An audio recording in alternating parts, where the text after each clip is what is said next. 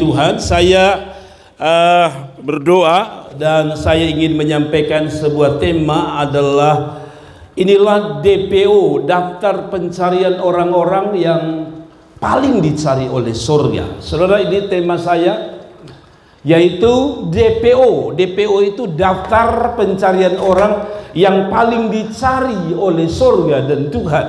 Saya mau bicara ini bukan sekedar sebuah pengetahuan tentang tema ini, tapi saya mau saudara ada di dalamnya sebagai orang yang sedang dicari Tuhan. Yang setuju katakan amin.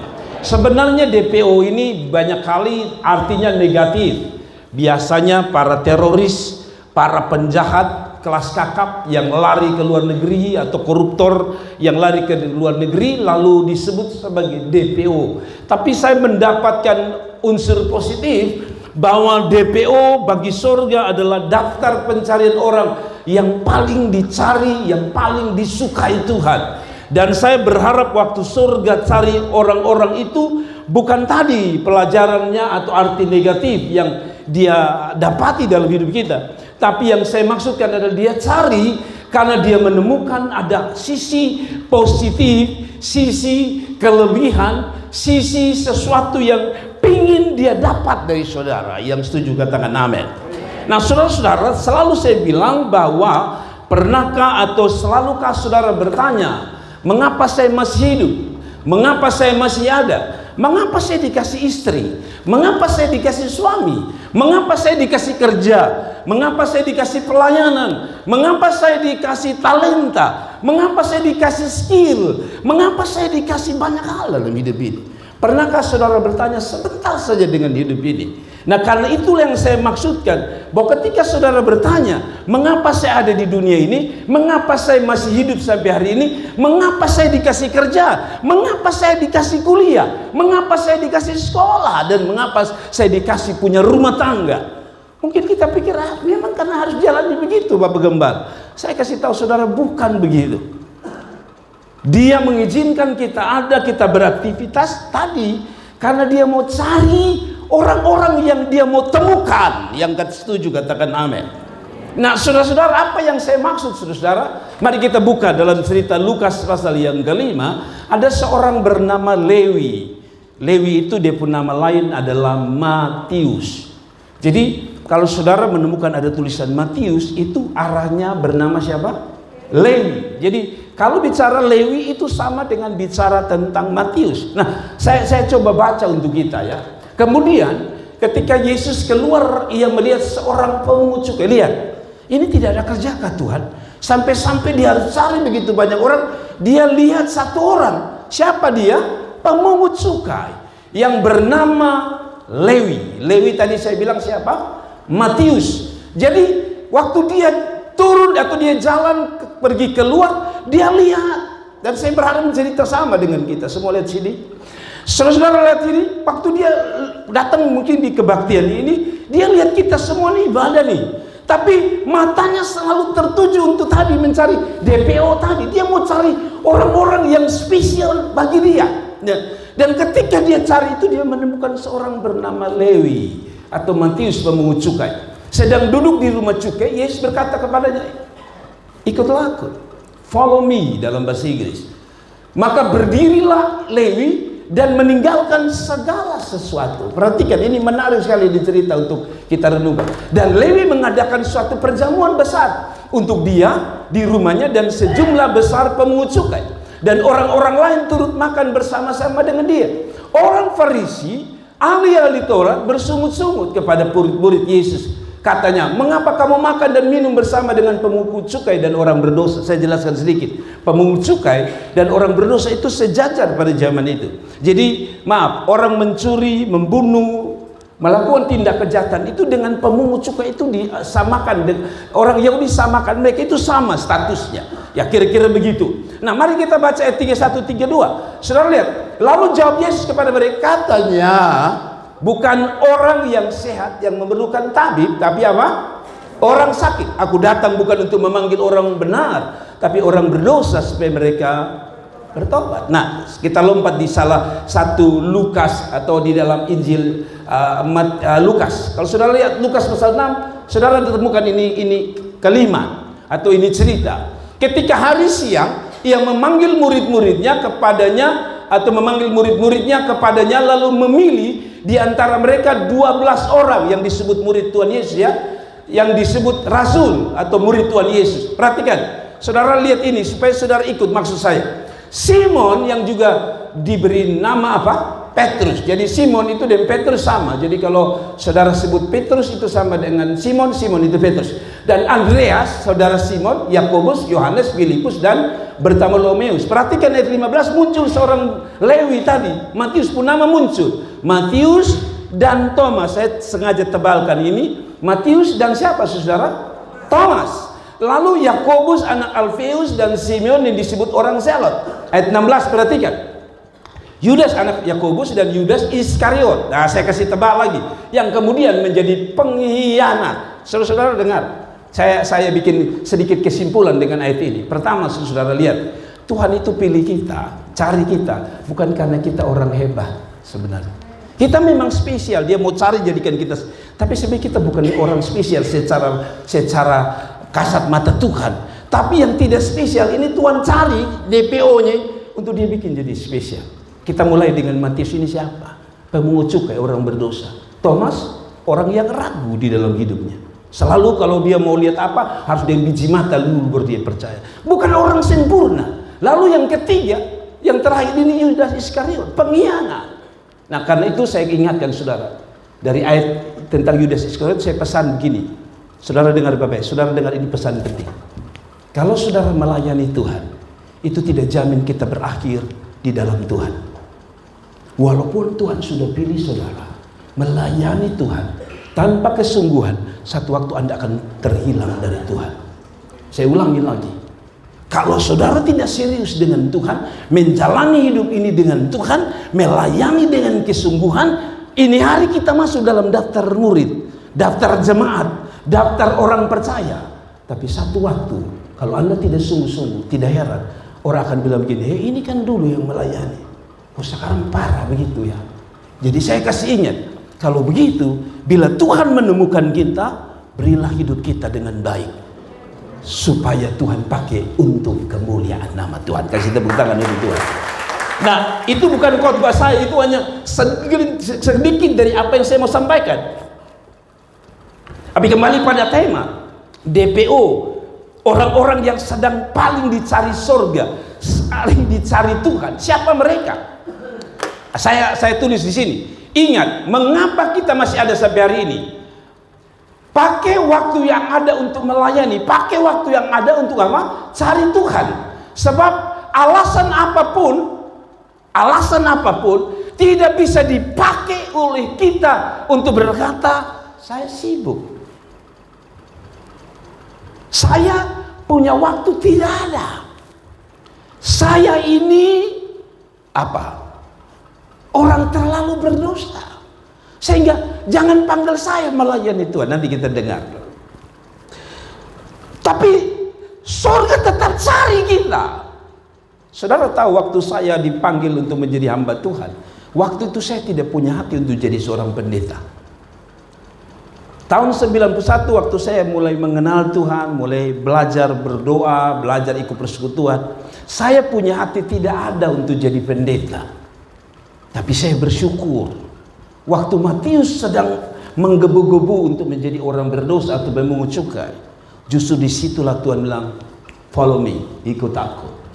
Jadi ketika saya jadi hamba Tuhan, saya tidak boleh punya rasa sombong bahwa saya dipakai oleh Tuhan. Itu anugerah Tuhan. Kalaupun kita semua berdiri di altar Tuhan, ingat, itu anugerah Tuhan.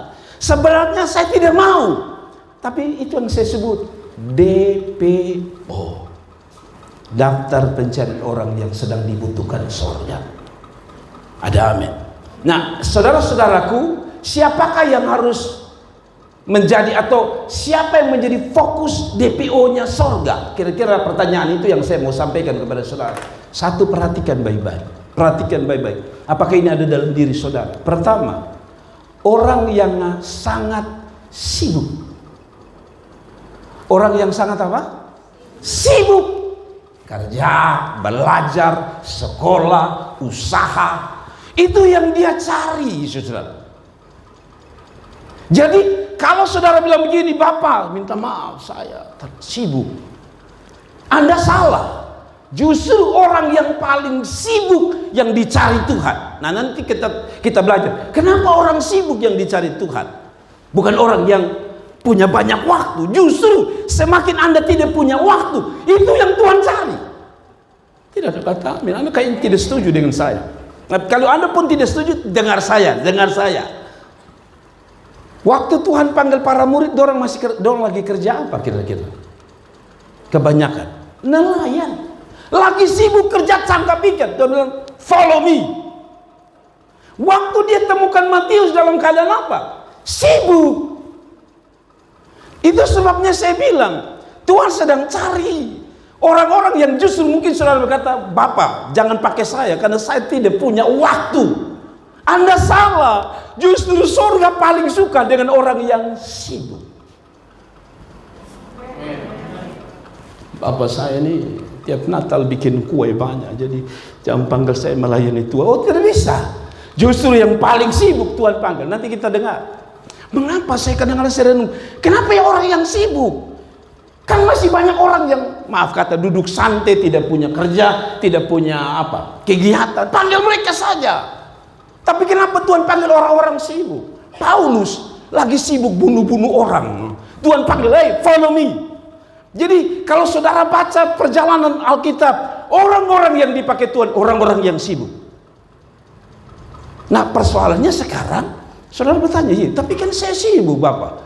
Bagaimana saya bisa memberi diri untuk bertemu Tuhan dan melayani Tuhan? Saya kan sibuk. Nah, ini nanti kita belajar solusinya sekaligus tahu bahwa memang Tuhan perlu Anda. Semakin sibuk Anda, semakin Tuhan butuh Anda. Coba ulangi kata saya. Semakin sibuk kita, semakin Tuhan butuh kita. Ini aneh nih.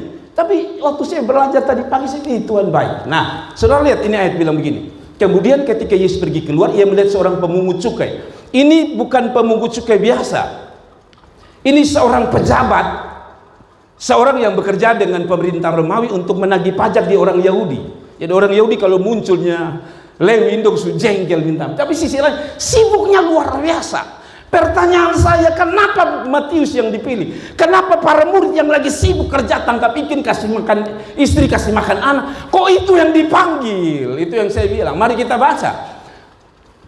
Yang bernama Lewi sedang duduk di rumah cukai. Bukan duduk ya, ini sebenarnya duduk, tapi duduk dalam jabatan, yang sedang kerja, yang sedang sibuk.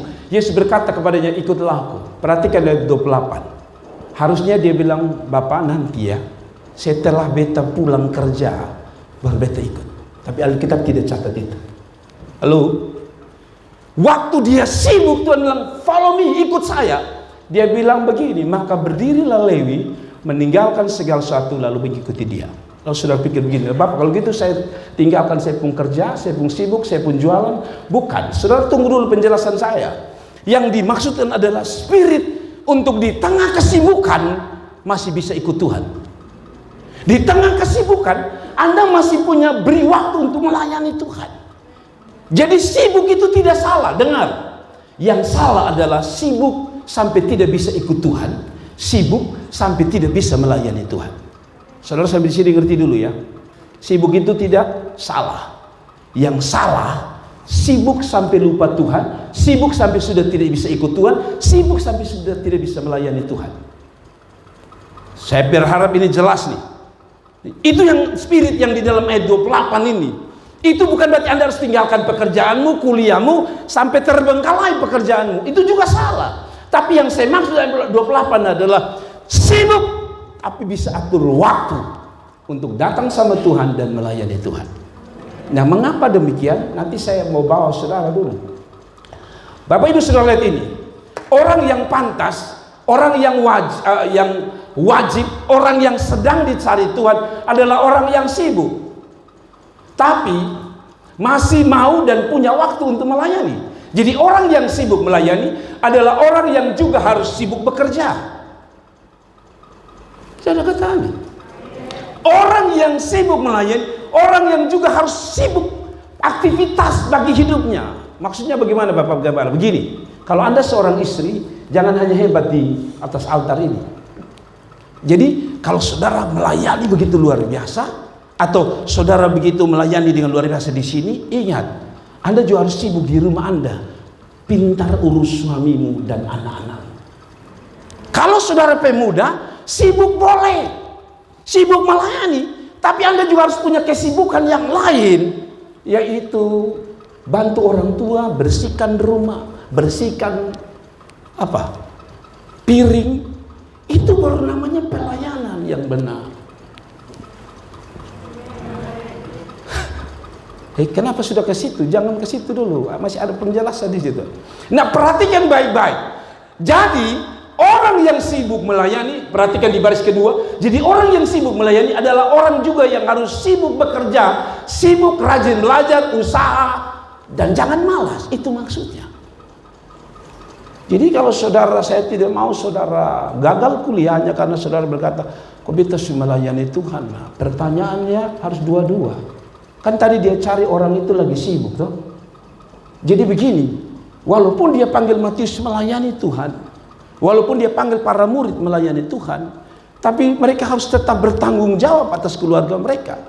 Jadi maksudnya begini, sibuk harus dalam dua sisi. Sibuk bekerja, cari uang, cari makan, cari masa depan, tapi Anda harus punya waktu untuk cari Tuhan. Tapi juga awasan untuk ada orang-orang tertentu yang hanya cari Tuhan, cari Tuhan, cari Tuhan, melayani Tuhan, melayani Tuhan. Maaf, sampai lupa pada keluarganya. Saya kenal ada keluarga yang, maaf, saya tidak bermaksud apapun, semua orang tidak ada yang sempurna. Ada orang yang melayani sampai anaknya pindah, tinggalkan iman, percaya pada Yesus, masih hebat melayani. Saya tidak menyalahkan dia, tapi saya pikir begini, saudara, kita boleh melayani sibuk, tapi kita juga harus punya kesibukan yang lain untuk mengurus mereka. Kalau tersinggung itu tolong senyumlah. Tapi maksud saya begini, saudara pengerti sampai di sini ya? Kan ada orang yang terlalu menggebu di atas mimbar sampai lupa urus dia pun keluarga. Tapi ada orang terbalik, urus dia pun bisnis, dia pun keluarga, sampai lupa untuk urus Tuhan. Yang dimaksudkan dengan orang sibuk adalah dia sibuk dengan Tuhan, tapi dia sibuk dengan urusan hidup dan pribadinya. Amin. Ya, saya contoh, saya sibuk melayani Tuhan. Kalau anak saya lapar, saya tidak jadi berkat. Kalau anak saya tidak bisa sekolah, saya tidak jadi berkat. Demikian orang muda. Kamu melayani hebat di sini, tapi saya kasih ingat kamu, kalau kuliahmu berantakan, kamu tidak jadi kesaksian. Kalau pekerjaanmu jadi pembicaraan di tempat kerja, dia rajin melayani, dia kerja di kantor, paling pemalas, paling curi waktu, kita juga tidak jadi kesaksian. Itu maksudnya spirit ini. Jadi saya bersyukur bahwa saudara melayani Tuhan, ibadah. Tapi saya kasih tahu, saya tidak mau dengar dari orang tua bapak-bapak, dia melayani rajin, malas belajar di rumah. Sekolah tidak mau, belajar tidak mau. Anda salah dengan kesibukan Anda. Anda tidak sedang dicari Tuhan. Senyum sedikit. Ada amin. Bayangkan, habis pelayanan istri saya tidak masak. Hanya sibuk urus ini, perjamuan kudus. Tidak benar itu. Itu sebabnya kenapa Tuhan cari orang sibuk. Dengar. Karena biasa orang sibuk, orang yang suka kerja. Kalau sampai dia untuk dia pun diri, dia mau kerja, apalagi untuk Tuhan. Harusnya begitu. Kenapa Tuhan pakai orang kerja, orang yang tidak malas? Karena Tuhan bilang gini, untuk yang sementara di dunia, yang permisi kata Alkitab, kita makan, kita buang di jamban, dia mau kerja keras. Ini orang kalau saya pakai untuk hidup yang kekal, pasti dia pekerjaan lebih dahsyat dan lebih luar biasa. Itu alasannya mengapa Tuhan cari orang sibuk. Kalau begitu, saya pesan saudara, tidak boleh keluar dari mulutmu dan sikapmu bahwa Tuhan mengerti saya nih sibuk. Justru kalau Anda sibuk, Anda yang sedang Tuhan mau, itu orang panggil dia. Nah, yang lucunya adalah waktu saudara dipanggil, saudara masih mengatakan saya sibuk. Belajar dari Matius, dia tidak bilang saya sibuk, dia tinggalkan, dia pergi. Contoh paling gampang adalah Kita ini kan dapat bisnis dari Senin, Selasa, Rabu, Kamis, Jumat, Sabtu. Kios kita jaga. Kalau driver ojek online, Senin, Selasa, Rabu, Kamis, Jumat sibuk. Sudah apa? Tuhan ini bagus nih. Dia mau kasih makan dia anak-anak.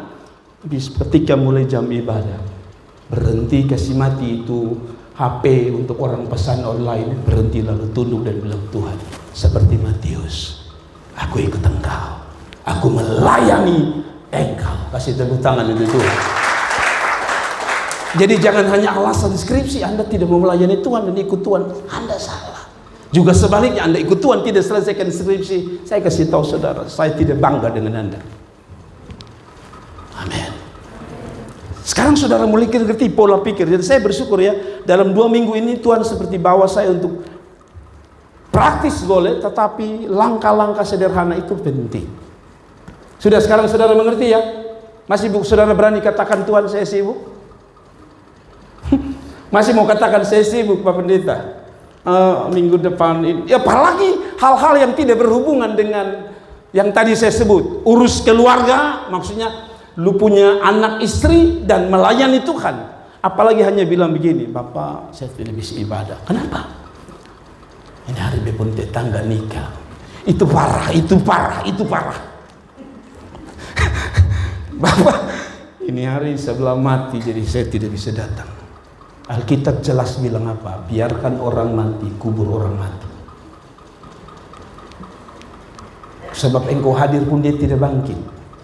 Nah ini tidak berarti bahwa Anda tidak peduli dengan tetangga, Anda salah.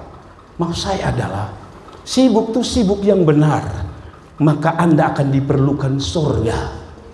Waktu Anda diperlukan sorga, sorga pakai saudara. Waktu sorga pakai saudara, sorga tahu dalam tanda kutip membayar Anda. Maksudnya begini, tak usah pikir nanti besok nih beta makan apa, beta minum apa. Nanti saya mau khotbah tentang, kalau saudara baca orang Israel itu, Tuhan bilang begini, pilih mana dari sorga, pilih setiap hari, betul ya? Tapi kalau besok hari Sabat ini hari pilih 2 kali.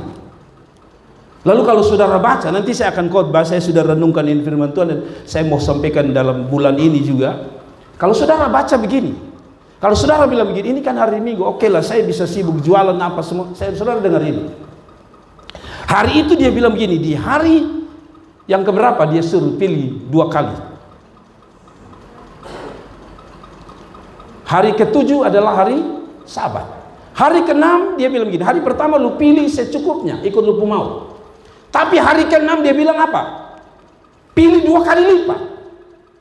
Lalu hari ke-7 tidak boleh pilih. Alkitab bilang hari ke-7 ada yang pilih. Tapi waktu dong pilih itu semua rusak. Nanti saya jelaskan bagus nanti di khotbah selanjutnya. Tapi saudara dengar ini maksud saya. Ini ada hubungan dengan khotbah saya. Waktu dong pilih di hari ke-7 itu rusak. Yang pilih hari ke-6 juga lucu. Dia pilih, kan dia bilang gini, pilih secukupnya. Tapi ada yang pikir gini, kan besok ini sudah boleh pilih, jadi pilih banyak memang. Maka Alkitab bilang gini, yang pilih banyak itu rusak juga. Tapi yang pilih pas-pas, dia tetap bisa makan dan cukup. Ini punya makna begini.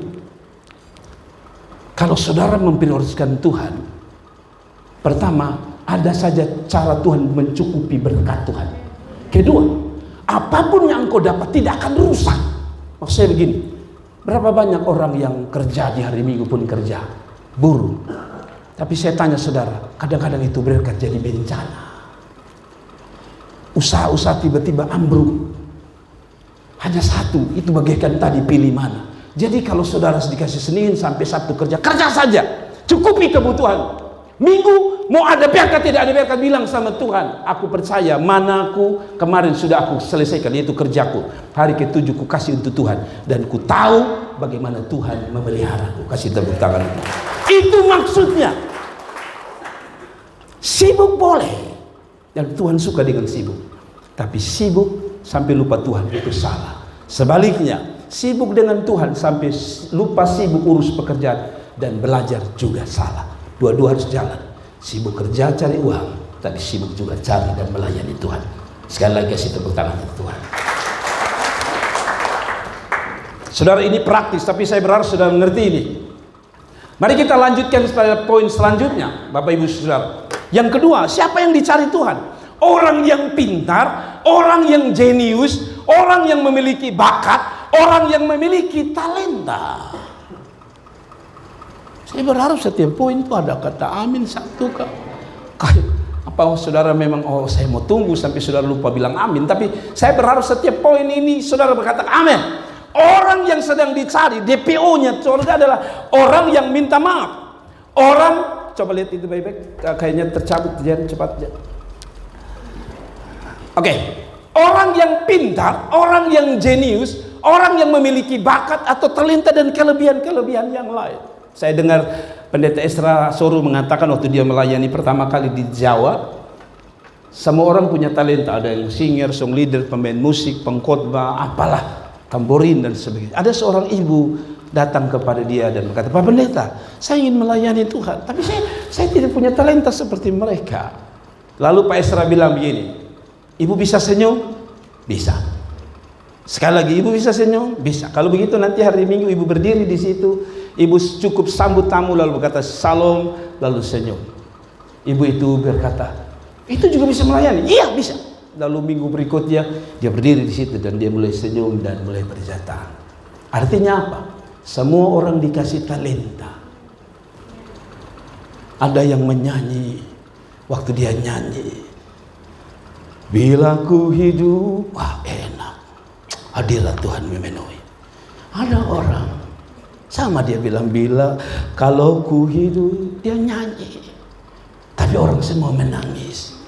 Bukan karena hadirat Tuhan, karena berkata begini, lu diam lebih enak daripada lu nyanyi. Tapi setiap kita ada talentanya. Maksudnya dari ilustrasi Pak Esra itu sebenarnya begini, tidak ada orang yang tidak punya talenta. Semua orang punya talenta, semua orang punya skill, semua orang punya kemampuan. Anda mungkin berkata, tapi saya tidak punya apa-apa seperti tadi. Anda kan punya motor, toh? Anda kan tahu bawa motor. Pulang dari sini, lihat ada oma satu pulang. Di mana oma? Pulang. Dengan apa oma? Bemo. Oma kebetulan beta kosong. Beta antar oma. Itu sudah melayani Tuhan. Jadi orang-orang begini yang sedang Tuhan cari. Bukan angkat lu penona, lu bonceng, bola balik kota Kupang, camplong lu mau ini melayani Tuhan, lu tidak mau. Nah, maksudnya saudara lihat ini, saudara lihat ayatnya. Next dari situ saya Excel, satu-satu Excel. Ini di bawah ini, satu ayatnya dulu di Excel. Di atas, next ke bawah. Oke. Kemudian masih di ayat tadi, waktu dia panggil dia ikut. Nah, saudara baca kata pemungut cukai. Pemungut cukai itu bicara tentang pekerjaan. Kalau orang kerja, apalagi di zaman itu di bawah pemerintahan Romawi, orang-orang pintar, orang-orang hebat, orang-orang berskill, orang-orang punya kemampuan. Lihat, Tuhan pakai orang-orang punya skill. Petrus punya skill menangkap ikan. Dan waktu dia habis tangkap ikan, Tuhan cara ajak tuh bilang begini, dulu kamu penangkap ikan, nanti kamu jadi penjala manusia. Jadi perhatikan, tidak ada skill yang diizinkan Tuhan itu terjadi dalam hidup saudara atau ada di dalam hidup saudara tanpa Tuhan punya maksud memakai skill Anda. Dulu saya mau jadi sekolah, saya mau di STM, sekolah tinggi menengah, sekolah teknik ya, menengah atas, STM negeri ini. Karena saya tidak pintar matematika, maka saya tidak lolos. Tujuan saya waktu itu, kalau saya lolos di elektronik, saya mau kerja saja, buka-buka TV, perbaiki TV, radio dan sebagainya. Tapi karena saya tidak punya kemampuan, seizin Tuhan saya masuk SMEA. Yang katanya waktu itu kalau sekolah SMEA pasti dapat kerja. Sampai saya jadi pendeta, saya tidak dapat kerja. Tapi yang menarik adalah ini. Apa yang terjadi di SMEA adalah kami harus belajar. Dulu belum ada komputer. Jadi hanya ada mesin ketik. Yang manual itu. Bunyi luar biasa. Jadi saya pikir begini, kenapa saya tidak suka nih ketik-ketik begini nih. Tapi karena sudah terlanjur basah, ya mandi sekali. Ya sudah, ketik. Pertama ya baru belajar itu 2 jari. Cek. Lalu di situ diajarkan 10 jari. Tok tak. Sudah, setelah lulus saya pikir saya pasti kerja. Tapi tahun 91 Tuhan panggil saya. Nah, ternyata saudara-saudara, talenta itu berguna. Waktu saya kuliah, orang kerja tugas harus pakai mesin ketik. Teman saya dari Timor Leste, mereka tidak pernah kenal itu yang namanya mesin ketik. Jadi Bapak Ibu bisa bayangkan, kalau dia mau ketik skripsi atau tugas, dia akan cari begini. A, B, saudara-saudara, waktu dia begitu, saya dengan tutup mata, saya pupak. Jadi karena saya tidak punya mesin ketik, saya baru dikasih pinjam itu di semester terakhir, mau dekat ujian. Tapi karena Tuhan suka sih ini kemampuan, itu hari orang lain stres, saya tidak stres. Tutak. Jadi seolah-olah Tuhan bilang begitu, itu toh lupung talenta itu beta mau pakai dan berguna. Hari ini saya sedikit mengerti multimedia untuk kita tampil di sini. Itu juga dimulai dari semiap dasar tadi. Lihat, semua talenta yang kita punya tidak boleh kita gunakan hanya untuk kita sendiri, tapi pakai untuk Tuhan. Jadi kalau ada pintar laptop, pakai untuk melayani Tuhan. Kalau ada pintar akuntansi, bisa datang ke Bapak Gembala. Bapak Gembala punya laporan keuangan ke bendahara sinode, bagaimana saya bantu, saya bikin. Itu namanya orang yang sedang dicari Tuhan. HP ini kan ada orang yang hanya bisa pegang HP center. Betul, serius. Saya ketemu ada orang tua yang hanya kerja pegang HP center. Saudara itu dapat HP yang namanya smartphone. Di bahasa Indonesia, handphone pintar. Tapi sayang, yang menggunakannya orang bodoh. Padahal yang dipakai smartphone. Smartphone itu HP Android yang Anda punya itu. Yang kalau foto, ada WA, ada apa lagi? Ada TikTok, itu namanya smartphone. Tapi banyak orang pegang smartphone, tapi dia sendiri adalah stupid man, alias orang bodoh. Kenapa saya bilang begitu? Ini contoh, jangan ketawa, saya serius ini. Nah, tidak. Begini, Tuhan kasih semua itu pakai untuk Tuhan.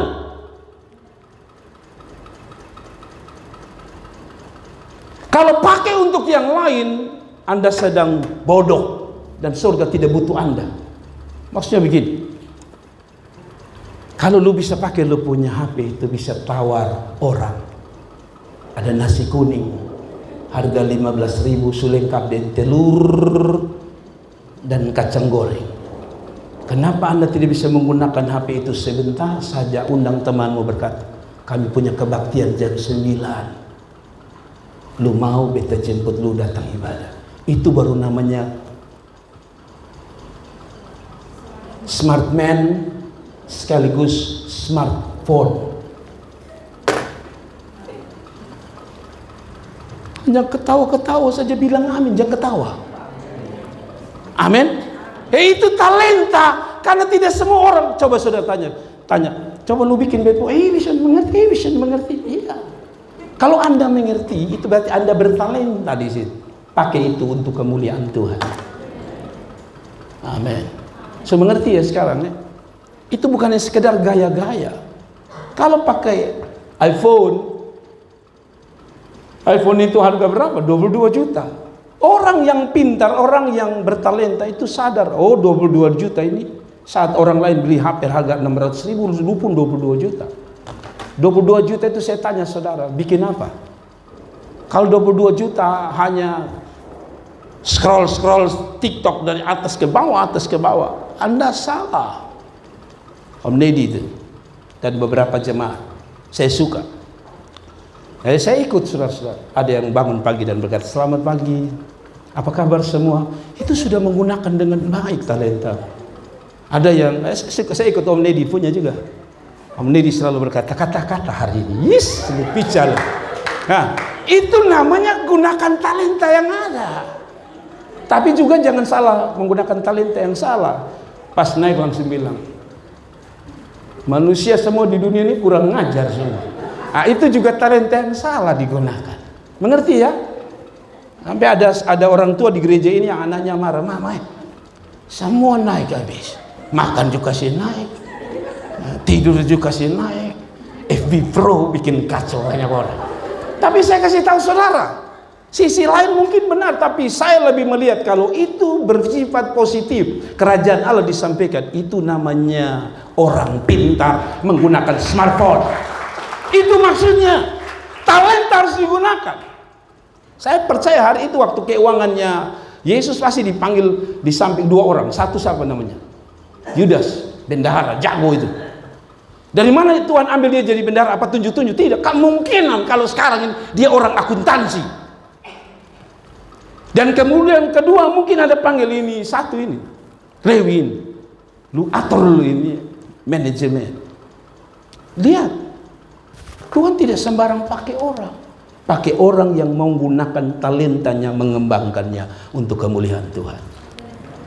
Jadi jangan marah lagi ya kalau ada orang tua begitu. Lalu saudara, saya kasih ingat saudara, jangan bikin lemah orang lah. Kalau dia omong firman Tuhan, jangan lu bilang begini, tiap hari saya di pemuka saja. Kalaupun anda orangnya, saya kasih tahu saudara, hantam. Begini, orang kasih tentang hal-hal jahat, saya diberani kasih naik di Facebook, di YouTube. Kenapa anda tidak untuk hal yang baik, anda tidak bisa pakai untuk melayani Tuhan? Amin.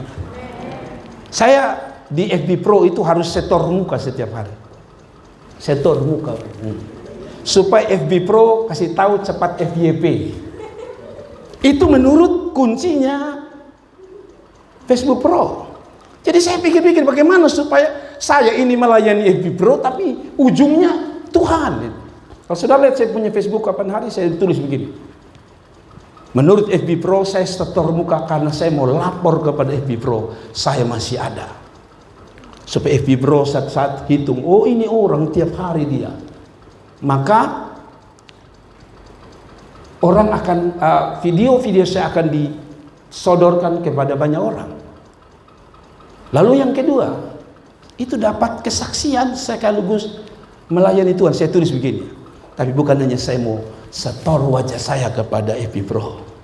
Ada dua hal yang saya mau setor. Setor pertama adalah kepada orang-orang yang jengkel saudara, yang musuh saudara. Ternyata dia masih hidup juga ya. Ya kan? Kalau saudara hilang, dong bilang begini, oh biasa dia ada, sampai dia susah banyak itu. Tapi kalau saudara ada dulu, dia masih ada. Beta pikir mati lebih baik. Muncul terus. Kasih tahu bikin dong panas terus. Tapi yang terakhir yang paling penting Tuhan. Saya bilang begini. Saya setor supaya orang tahu. Kalau saya sampai ada bukan sekedar saya mau kasih tunjuk pada musuh saya masih ada. Lawan saya masih ada. Tapi saya ada karena anugerah Tuhan membuat saya masih hidup. Jadi lihat. Jadi tak usah pikir talenta itu harus saudara menyanyi. Lu saudara kursus menyanyi 3 tahun, 4 tahun. Tetap kalau dasar suara mau begitu saja. Yang anda harus kembangkan adalah apa yang Tuhan kasih di tanganmu. Talentamu dan semua. Waktu Musa mau dipakai Tuhan, Tuhan tanya apa? Musa, lu ada apa di lubang tangan? Sebenarnya kalau bahasa sekarang handphone. Kok bisa Bapak? Iya, waktu itu dia pegang tongkat toh. Betul tidak? Saya jelaskan dulu supaya saudara tahu. Harusnya dia bilang handphone, tapi handphone jadul. Kenapa begitu?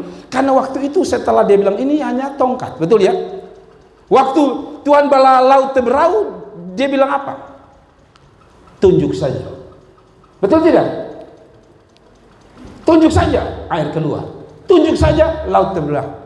Saudara, bukankah hari ini kita pun touch screen yang handphone ini kita tunjuk begini, geser sana. Maka jadi pindah dari foto, pindah ke YouTube dari gara-gara satu jari. Makanya saya bilang, sebenarnya handphone pertama kali touch screen pertama kali surga yang punya. Tunjuk begini air keluar. Sekarang kita tunjuk begini doi keluar. Tunjuk begini rekening muncul. Tunjuk begini uang pergi. Transfer maksudnya. Ya toh? Sebenarnya yang pertama itu surga yang buat adalah Musa. Jangan dia tanya apa yang di tanganmu. Saudara lihat kiri kanan. Harusnya saudara bilang pertama saya punya handphone. Sekarang nih kalau tidak ada orang yang punya handphone, saya percaya kemungkinan ada dua. Satu, tidak ada doi. Tapi yang kedua, maaf. Mungkin saudara seumur 70, 80, tapi yang 70, 80 saya masih ada. Jadi kalau sampai tidak ada handphone itu omong kosong. Kalau begitu, semua harus pakai untuk melayani Tuhan.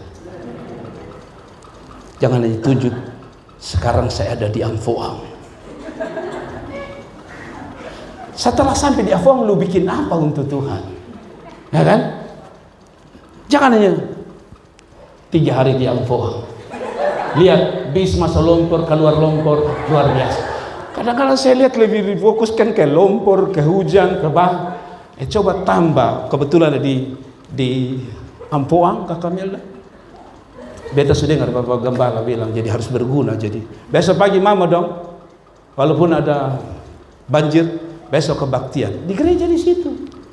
Sudah jadi berkat. Kasih tepuk tangan itu Tuhan. Jelas sudah kita, jelas tidak. Jadi semua ada di tangan.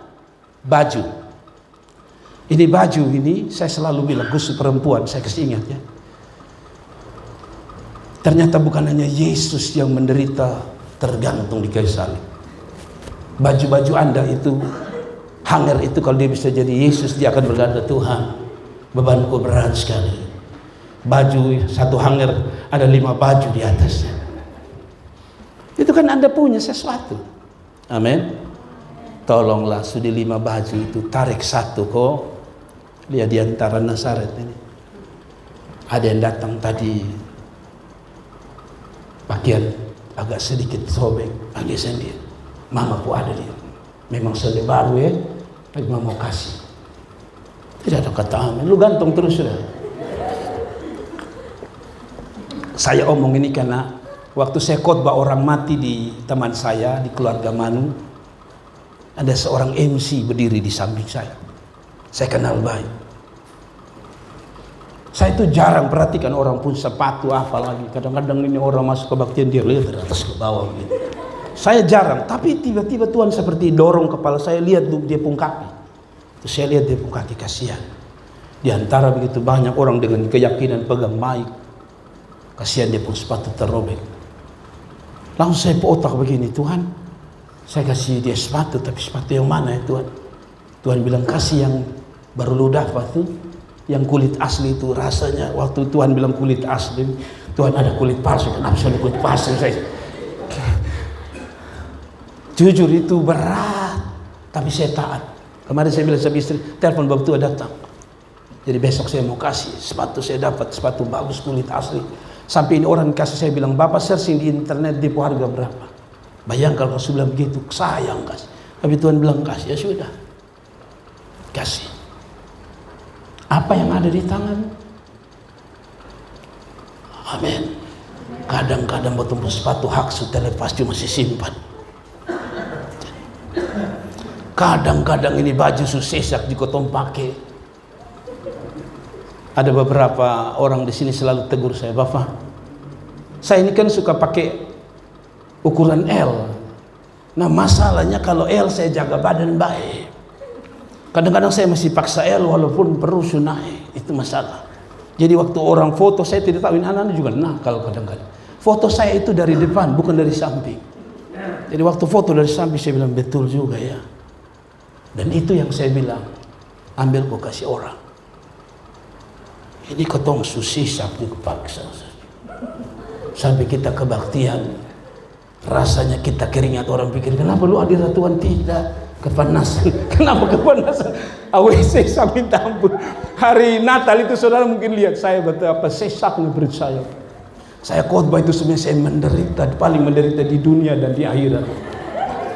Tapi sudahlah, saya tidak bahas itu terlalu lama nanti. Tapi mari kita lihat, saudara mengerti, orang yang pantas, orang yang wajib melayani Tuhan, ikut Tuhan, adalah mereka yang memiliki banyak hal yang dipercayakan. Pertama, orang pintar, orang yang punya jabatan. Orang yang punya jabatan seperti Matius, bukan tambah diberkati, tambah hilang dari Tuhan.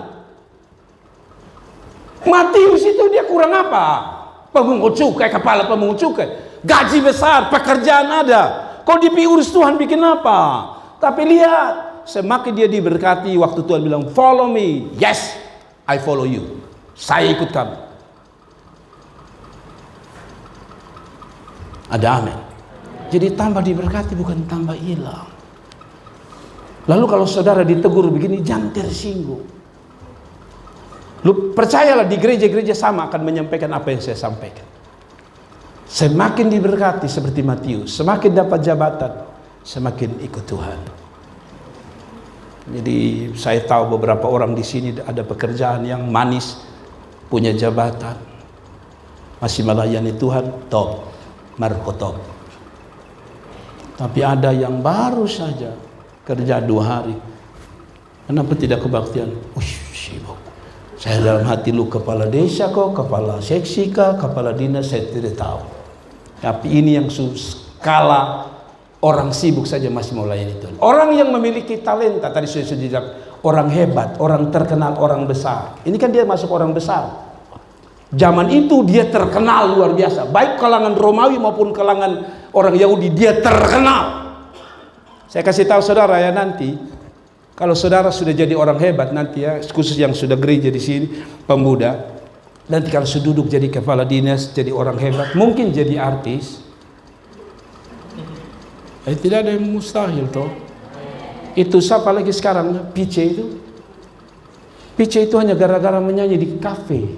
Tidak pernah bermimpi jadi orang tenar kok. Hanya nyanyi saja di kafe. Tapi sekali dia nyanyi heboh di kafe itu, lalu orang bilang, coba lu ikut Indonesian Idol. Maka dia sekarang sudah masuk di berapa nih? 13. Tidak ada yang mustahil. Karena itu kalau di sini berdiri menyanyi serius. Kalau kafe yang, maaf ya, kafe kumpulan orang-orang yang tidak semua orang menyenangkan hati Tuhan, Tuhan bisa angkat dari tempat kotor itu dalam tanda kutip ya. Masa dari gereja Tuhan tidak bisa angkat? Dan dia begini, amin begini, ini Tuhan tinggal terus itu. Serius, saya omong serius. Yang kafe itu, coba sudah bikin main di otak ini. Kafe tempat yang bukan memuliakan Tuhan, Tuhan bisa angkat keluar satu orang dari situ bernama Pice. Apa tuh? Pice apa? Pice kota. Lu yang tinggal di kota Kupang, masa Tuhan sudah angkat selalu? Lu yang gereja Nazaret di kota ini, Tuhan sudah. Itu hanya Pice kota. Dia tinggal di mana? Kefa. Lu benar-benar song leader kota. Masa Tuhan tidak bisa angkat? Kasih tepuk tangan dulu. Hey! Pice kota dari Kefa atau dari Atambua. Masa Kiki dari kota Kupang, Nazaret kota Kupang, tidak bisa diangkat. Hey! Haleluya. Kasih tepuk tangan yang meriah. Masa Novi dari kota Kupang, KTP-nya kota lama, suami dari kota raja, tidak bisa diangkat di tengah kota untuk kemuliaan Tuhan. Saya suka kalau ada orang khotbah itu saya suka. Ada amin? Sekarang saudara mengerti ya? Jadi mulai sekarang jangan terlalu minder. Yes saja, bilang yes dan amin. Jadi kalau nanti jadi orang terkenal, ketemu Michael Xiaokai, dengar-dengar kepala dinas di pemadam kebakaran misalnya, jangan lu bilang bapak tiap hari kebakaran jadi sesi. Belum pernah ada sejarah setiap hari kebakaran, sedangkan kebakaran di Los Angeles saja bisa mati, sudah selesai. Ingat, kalau sudah jadi orang besar, ingat Tuhan. Jadi kalau sudah jadi terkenal, jangan sampai lu lupa Tuhan. Next, cepat kita selesai. Tapi barang siapa tidak tahu akan kehendak Tuhannya dan melakukan apa yang harus mendatangkan pukulan, siapa yang dipukul Tuhan, ia akan menerima sedikit pukulan. Setiap orang yang kepadanya banyak diberi, apalagi daripadanya akan banyak dituntut. Kepada siapa yang banyak dipercayakan, daripadanya akan lebih banyak dituntut. Jadi kalau sudah jadi kepala dinas, makin dituntut Tuhan. Sibuk? Nah, sini saya tuntut kamu melayani Tuhan. Gaji tambah besar? Sini melayani Tuhan. Amin. Anak tambah banyak? Sini melayani Tuhan. Semakin banyak diberi, semakin tanggung jawab kita besar. Terus cepat supaya kita selesai. 3. Orang yang sedang dicari Tuhan, orang yang memiliki jaringan, teman, komunitas untuk dibawa pada Tuhan. Siapa yang tidak punya teman di sini? Siapa yang tidak punya teman? Siapa yang tidak punya komunitas? Entah itu persekutuan doa, gereja, keluarga, sekolah, universitas. Siapa yang tidak punya teman atau komunitas? Omong kosong, semua kita punya. Tapi Tuhan sedang cari. Semakin Anda punya banyak relasi dengan orang, semakin banyak Anda punya teman dengan orang lain di luar komunitas gereja, keluarga. Ingat, Anda yang sedang dicari Tuhan untuk dipakai. Mari coba kita lihat. Maksudnya apa Bapak Gembala? Perhatikan. Dan Lewi mengadakan suatu perjamuan besar, pesta untuk dia di rumahnya, dan sejumlah besar pemungut cukai. Ini pun kawan semua. Dan orang-orang lain turut makan bersama-sama dengan dia. Ini orang lain. Ini dia pun kawan kerja semua. Orang Farisi, orang ahli Taurat bersungut-sungut. Nah, tidak usah dulu. Tapi 29. Apa artinya? Ini orang dong kumpul mau ketemu siapa? Ketemu Tuhan Yesus. Jadi begini saudara. Saya selalu bilang anak-anak saya, lu jangan hanya kuliah saja kasih masuk ini pelajar. Di tempat kuliah kan lu punya teman. Bawa dia. Ketong ada kebaktian pemuda. Orang yang sedang dicari surga sedang cari bukan orang hebat saja, tapi orang yang punya teman yang dibawa pada Tuhan. Saya ini dapat omamino, satu keluarga ini dapat dari teman pendeta saya bernama pendeta Mempret Lona. Mereka berkeluarga dengan omamino. Jadi karena beliau punya pelayanan di Usapa, beliau bilang ada saya pendeta, orang tua rohani saya yang lebih dekat dengan Oma. Oma datang saja di kebaktian Nasar. Sudah 2 minggu mereka beribadah. Lihat, Tuhan taruh saudara pengkomunitas di situ, bukan bilang begini, bukan kumpul di situ lalu saya begini. Kita belum, pinjam sepatu 3 hari belum kembali. Bukan itu. Waktu kumpul di situ bilang, lu kerja apa hari Minggu Sonde? Nah besok hari Minggu lu datang ibadah. Besok lu datang persekutuan, datang doa. Itu baru orang-orang yang sedang dicari surga. Jadi Bapak Nedi bawa oto, kan itu di atas oto ada orang-orang yang numpang di atas. Omong-omong dengan dia, lalu tanya dia, Bapak anak berapa? Biasa mulai begitu, anak berapa? Oh anak 3. Bagaimana Bapak? Kadang-kadang tidak semua cerita baik, pasti begitu. Ya kakak tahu ya, anak banyak di tengah ini susah. Berhenti sejenak bilang, Bapak boleh saya doakan dia?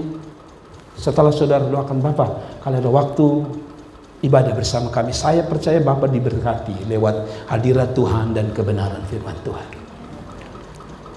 Komunitas itu difungsikan. Amin.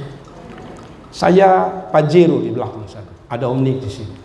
Mereka satu kantor Bank NTT sama-sama. Beliau tidak hanya kerja, ajak Pajero.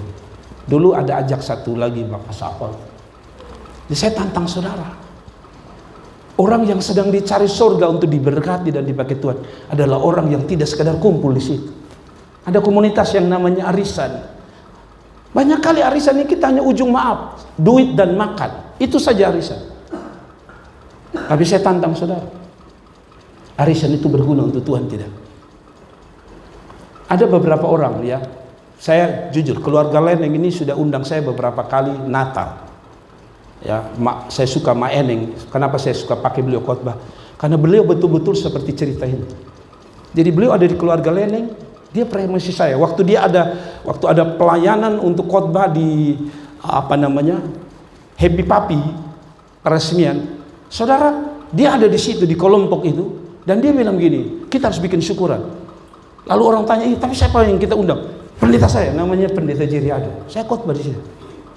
Keluarga Lening beberapa tempat saya sudah tahu, saya sudah khotbah. Saudara, ini yang namanya Tuhan mau pakai kita. Amin. Om Amino, saya ini yang sekedar off the record. Om Amino sudah pulang kembali pada Tuhan Yesus, dan Om Amino punya kerinduan adalah Pak Pendeta, Mama Pendeta berdoa supaya yang lain juga kami bawa datang pada Tuhan. Komunitas harus berguna. Jadi kalau lu pergi kuliah saja belum sampai tujuan Tuhan. Lu dapat nilai bagus saja belum sampai pada rencana Tuhan. Sampai lu dapat nilai bagus lalu lu bawa dia pada Tuhan. Itu keren, itu menyenangkan hati Tuhan. Dia ada yang saya bilang sama, jangan sampai, jangan ini juga sekaligus maaf ya, gereja kita tidak sempurna. Tapi selalu saya bilang, yang menikah itu bawa untuk mereka ke sini, bukan dong bawa saudara. Tidak ada kata. Makanya saya sudah tentang Irma, tahun depan nikah di gereja Nazaret. Irma, jangan senyum Irma. Bawa komunitasmu pada Tuhan. Nanti setelah menikah mau pirote terserah. Lalu buat apa lu berkebaktian di sini setiap saat? Saya tidak kalang, tapi sekaligus ada pelajaran ini pelajaran. Saudara lihat, pakailah komunitas, tempat kerja, tempat kuliah, keluarga, dibawa orang kepada Tuhan. Bukan kita ajak dan bawa kita buat tambah dosa. Kalau berkumpul, kalau pesta, pakai itu untuk penginjilan. Tadi kan dia bikin pesta toh, undang semua teman-teman toh. Tapi ketemu Tuhan kan. Makanya Natal itu, maaf ya, Natal saya selalu kasih ingat.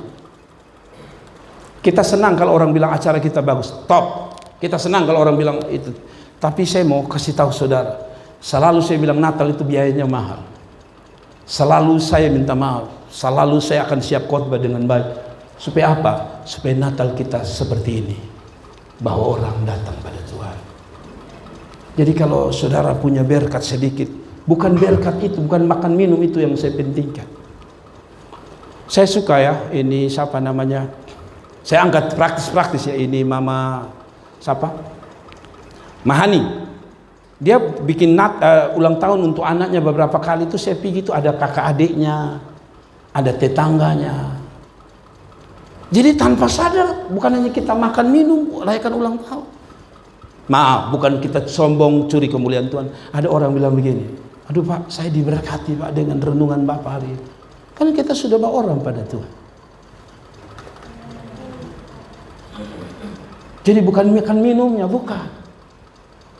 Tapi tujuan akhir untuk kemuliaan Tuhan. Kalau saudara hanya bikin acara, kasihan, itu berkat dari Tuhan loh saudara. Tuhan akan tanya, itu berkat lu bikin apa? Kalau hanya sekadar makan, minum, hura-hura. Saudara tahu, ada orang bilang sama saya, Pak Pendeta juga super gumul uang setengah mati, kok bikin pesta untuk anak-anak. Perhatikan, saya belum pernah bikin anak saya punya acara tanpa undang pendeta. Saudara bisa lihat, saya punya Facebook. Anak saya wisuda, saya orang-orang. Untuk apa? Supaya keluarga saya mendengar firman Tuhan. Kami bikin Natal setiap tanggal 24, 31 malam. Dulu awal-awal hanya tradisi, ya kita kumpul doa habis kita makan. Tapi Mama Mea, saya pun kakak ada. Kami hari-hari ini rancang supaya kalau bisa ada ibadah lengkap, ada persembahan semua lengkap. Supaya mereka berguna di komunitas itu. Harus dengar tentang Tuhan. Yang terakhir, kita mau berdoa saudara. Saya minta saudara tadi ini bagus, karena itu saya mau saudara mengerti. Yang terakhir, orang yang sedang dicari Tuhan adalah orang berdosa. Tapi orang berdosa mana? Orang berdosa yang tidak mau tinggal lagi dalam dosa. Setiap kita berdosa, yang setuju katakan amin. Tapi yang berdosa, yang berdosa tapi dia tidak mau tinggal tetap di dalam dosa. Ini yang sedang dicari Tuhan. Dan kita belajar dari Matius sebagai ayat terakhir. Next 31. Lalu jawab Yesus kepada mereka, katanya, kan orang omong bilang begini, ini kan pemungut cukai, ini kan orang berdosa nih, kenapa dia duduk makan nih Tuhan Yesus? Lalu 31 bilang begini, lalu jawab Yesus kepada mereka, katanya, bukan orang yang sehat yang memerlukan tabib, tapi orang sakit. Apa pelajarannya? Tuhan memang mau pakai dia ini, Matius ini, tapi dia gambarkan Matius seperti orang sakit. Kalau orang sakit dia pergi mana? Pergi dokter. Waktu dia sampai dokter tanya tidak. Kenapa Mama? Perut sakit. Mama makan apa dalam 1-2 hari? Oh, beta makan kusambi tambah jeruk nipis. Tambah lawar ikan. Oh, sudah. Nah, bayangkan kalau dokter tanya, kenapa perut sakit? Makan apa? Kemarin makan pizza. Maka dokter akan salah menganalisa penyakitnya dan memberikan obat yang salah. Dia harus jujur bahwa saya perut sakit dan saya kasih tahu akibat dari kenapa saya perut, karena saya makan kusambi, jeruk nipis dan lawar ikan yang semuanya serba asam. Lalu dokter, oh berarti ini lambung sedikit, ini perut sakit sedikit, dikasih obat yang tepat. Demikian dengan kita orang berdosa. Kalau mau dipakai Tuhan, harus pertama menyadari saya orang berdosa. Supaya apa? Supaya kalau ketika saya bilang saya berdosa, berarti saya dapat pengampunan dari Tuhan. Jadi tidak ada orang yang sempurna untuk melayani. Tetapi dosa harus disadari, akui. Saya minta maaf, saya agak sedikit ambil praktis di gereja kita.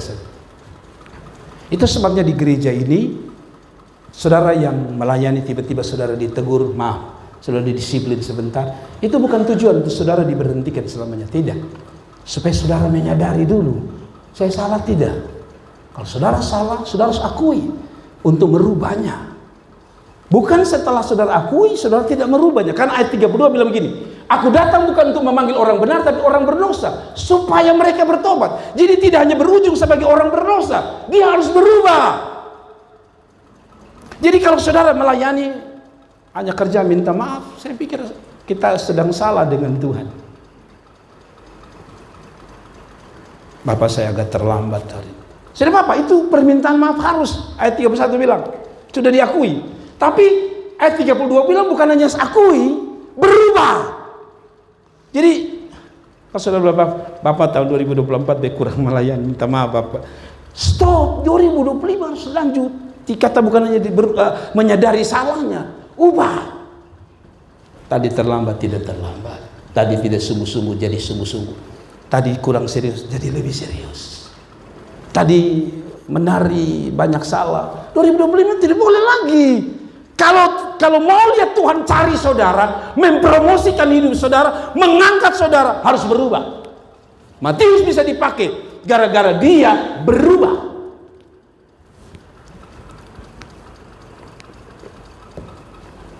Kalau saudara hanya mengakui salah, tidak cukup. Tapi komitmen untuk berkata, Tuhan, saya mau jadi lebih baik. Dan itulah yang membuat Matius tercatat dalam Alkitab. Dan hari ini kita diberkati gara-gara Matius. Kalau Anda mau hidupmu diberkati dan menjadi berkat bagi banyak orang, bukan hanya menyadari betapa kita berdosa, bilang sama Tuhan perjamuan nanti, Tuhan, saya mau berubah supaya namamu dimuliakan. Tunduk kepala dan kita berdoa. Mari kita bangkit berdiri dan kita berdoa.